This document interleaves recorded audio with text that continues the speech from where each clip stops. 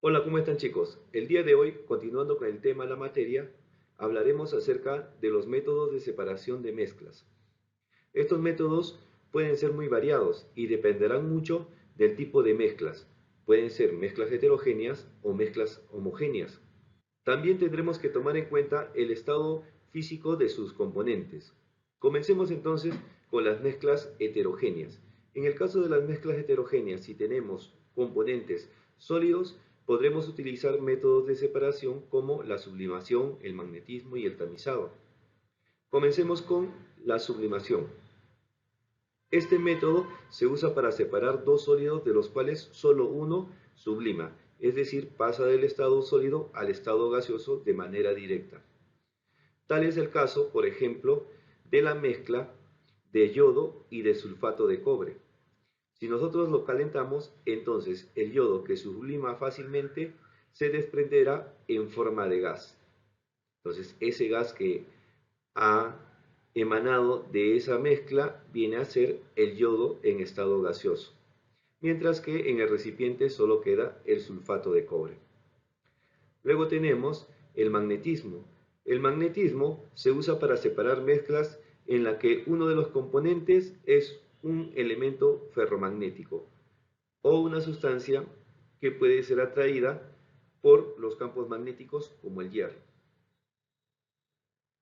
Tal es el caso de la mezcla de acero y harina. Por ejemplo, podemos extraer de la harina el hierro o también algo más cotidiano, podríamos separar el hierro de la tierra.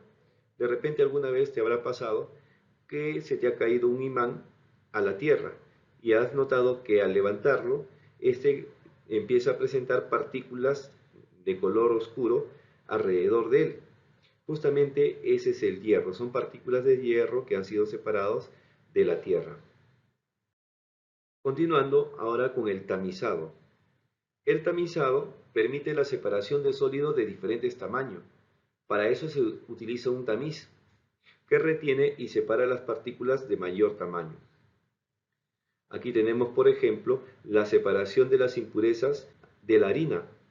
Cuando nosotros queremos preparar, por ejemplo, un queque, se nos recomienda que podamos limpiar de sus impurezas a esa harina. Y para eso utilizamos un colador que sirve como especie de tamiz. ¿Qué pasaría si la mezcla heterogénea contiene componentes líquidos y sólidos? Es decir, el solvente es líquido y los solutos son sólidos. Entonces tenemos los métodos de separación como la sedimentación, la solubilidad, la centrifugación, la filtración y la decantación. En el caso de la sedimentación, diremos que este consiste en la separación por acción de la gravedad de la fase sólida y líquida de una suspensión diluida, para obtener una suspensión concentrada y un líquido claro. Este método lo podemos usar, por ejemplo, cuando queremos separar los componentes sólidos de el agua turbia. El agua turbia puede contener tierra, barro. Entonces dejamos reposar por un determinado tiempo el agua turbia y notaremos que luego de un tiempo la fase sólida, o sea el barro, se habrá sedimentado en la parte inferior del recipiente. Así podremos separar el agua del agua turbia, el barro y también el agua que quedaría semicristalina. En el caso de la solubilidad, también podríamos usarlo en el caso de la separación del agua turbia, pero en este caso tendríamos que usar un líquido especial para poder lograr que este barro o desechos sólidos se separe. Entonces tenemos aquí el agua turbia, nosotros agregaremos un líquido que es llamado coagulante y entonces ese coagulante acelerará la sedimentación del desecho sólido. Esto, por ejemplo, lo podemos usar cuando queremos limpiar una piscina. Luego de varios días de haber utilizado una piscina, este se enturbia, contiene partículas sólidas de tierra. Entonces, para poder separar estas partículas, vamos y compramos un coagulante como el sulfato de aluminio, que es muy utilizado para limpiezas de piscinas. Agregamos el sulfato de aluminio, este logra que las partículas muy pequeñas del barro sedimenten aceleradamente y caigan en la parte inferior de la piscina. Y así podemos separar el agua del barro. Luego también tenemos la centrifugación, logra con el movimiento de rotación constante y rápido separar las partículas de mayor densidad, haciendo que se vayan al fondo del recipiente y las más livianas queden en la parte superior. Esto se podría utilizar, por ejemplo, para separar los componentes de la sangre. Si queremos saber el contenido de glóbulos rojos o glóbulos blancos dentro de la sangre o la hemoglobina, entonces podríamos utilizar una máquina centrifugadora donde colocaríamos las muestras de sangre y luego de ello esta máquina le empezaría a girar a mucha velocidad, logrando que sus partículas, las partículas sólidas de la sangre, sedimenten en la parte inferior, caigan hacia la parte inferior. Y así separaremos la fase líquida de la sangre de su fase sólida. Ahora continuamos con la filtración. La filtración se puede dar de dos maneras. Tenemos la filtración simple, que se realiza con la instalación de una barrera que puede ser un papel o una malla filtrante en un embudo, por el cual se hará cruzar la suspensión. Este trabajo, por ejemplo, lo realizan las máquinas filtradoras que utilizamos para poder obtener agua más saludable. Estos retienen partículas sólidas que podrían venir con el agua, ya sea desde la fuente o también por el desgaste de las tuberías. Tenemos, por otra parte, la filtración al vacío, que se utiliza para acelerar el proceso de separación y consiste en la rarefacción del aire debajo del filtro. Esto se logra utilizando un motor de succión, el cual creará el vacío en el recipiente donde se recibirá el líquido filtrado. Entonces vemos ahí en la imagen, mira que se está colocando ahí un embudo por el cual se hará pasar la suspensión y luego se conectará al recipiente donde se va a recepcionar el líquido un motor de succión. Entonces, cuando se coloque la suspensión en el embudo, este motor, al crear el vacío en el recipiente, hará que se acelere pues el filtrado de la suspensión. Podemos usar ahí un papel filtro, no hay problema. Bien, chicos, entonces vamos a continuar. Ahora continuaremos con los métodos de separación de mezclas heterogéneas cuando sus componentes se encuentran en estado líquido. Para esto utilizaremos el método de separación como la decantación, pero la decantación se utilizará para la separación de líquidos que sean inmiscibles, es decir, que no formen mezclas homogéneas, o también la separación de partículas sólidas de un solvente líquido. Para la separación de los líquidos inmiscibles podremos utilizar un embudo de decantación como el que se está mostrando en la imagen. En este tendremos que tener los líquidos inmiscibles, que podría ser, por ejemplo, el agua con el aceite. Luego colocaremos un recipiente en el cual reseccionaremos uno de los líquidos. Entonces abriremos la llave del embudo de decantación y así lograremos hacer pasar solo uno de los líquidos. Y ahora tendremos el agua separada de... Ahora sí continuaremos con los métodos de separación para mezclas homogéneas.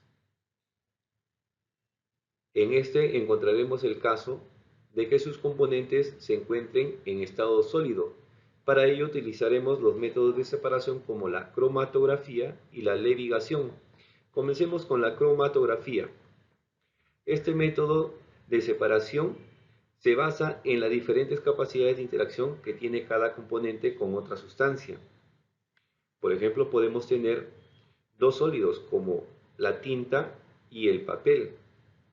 En este caso, podremos separar los colores de la tinta utilizando un líquido. Sumergimos el papel con la tinta dentro de ese líquido, que puede ser, por ejemplo, agua o puede ser alcohol o cualquier otro solvente que nos ayude en este trabajo. Y mira cómo se separarán los componentes de la tinta inicial, ¿no? El color negro se separará en sus componentes básicos: la tinta de color amarilla, la tinta de color azul y la tinta de color rojo. En el caso de la levigación, este nos ayudará en la separación de sólidos que están pulverizados basándose en las diferencias de densidades. Entonces, por ejemplo, podemos mezclar o podemos tener una mezcla de arena y acerrín, por ejemplo, o cualquier otro componente pulverizado, ¿no? Para que sea una mezcla homogénea. Luego a esta mezcla se le agrega agua y entonces veremos cómo poco a poco el acerrín, ¿no? Las partículas de madera empezarán a flotar mientras que las partículas de arena se quedarán en la parte inferior del recipiente. Habremos separado el acerrín de la arena. También tenemos la lixiviación, que nos sirve para la separación de sólidos basándose en la capacidad de disolución. Esto, por ejemplo, se podrá usar si nosotros queremos separar los colorantes de un material orgánico. Mira, ahí tenemos un material orgánico y entonces nosotros queremos separar de él los colorantes que posee para cualquier otro uso. Entonces le agregamos un solvente, ¿no?, que actúe sobre ese colorante y entonces poco a poco empezará a separarse ese colorante del material orgánico, quedándose así entonces el colorante dentro de ese solvente, y luego ya podremos separar el colorante del solvente con algún otro método. También podremos tener los casos en los cuales los componentes estén en estado líquido y sólido, solvente líquido, soluto sólido. Aquí podremos utilizar los métodos de separación como la cristalización, la evaporación y la destilación simple. La cristalización, por ejemplo, es una técnica que consiste en hacer que cristalice un soluto sólido con objeto de separarlo del disolvente en el que está disuelto. Tal es el caso, por ejemplo, de la separación del agua y la sal. Nosotros podemos dejar por un tiempo reposando esta sal en el líquido y entonces poco a poco él se irá cristalizando. Y así, cuando ya está cristalizado, podremos separarlo. Vemos ahí, mira, en la imagen cómo se está cristalizando estas sales que luego podrán ser separados fácilmente. En el caso de la vaporización, este consistirá en calentar la mezcla hasta vaporizar el solvente. Tal es el caso, por ejemplo, de la mezcla de agua y sal. Cuando nosotros mezclamos agua y sal para poder separarlo, nosotros podemos calentar esa mezcla, entonces el agua se vaporizará y solo quedará la sal en el recipiente. Tenemos también la destilación simple. Este caso se utilizará cuando la mezcla de productos líquidos a destilar contiene uno o más sustancias volátiles. Por ejemplo, en el caso de la separación del agua y el alcohol, cuando se quiere preparar, por ejemplo, pisco, entonces se coloca pues el vino dentro de un recipiente y este es calentado.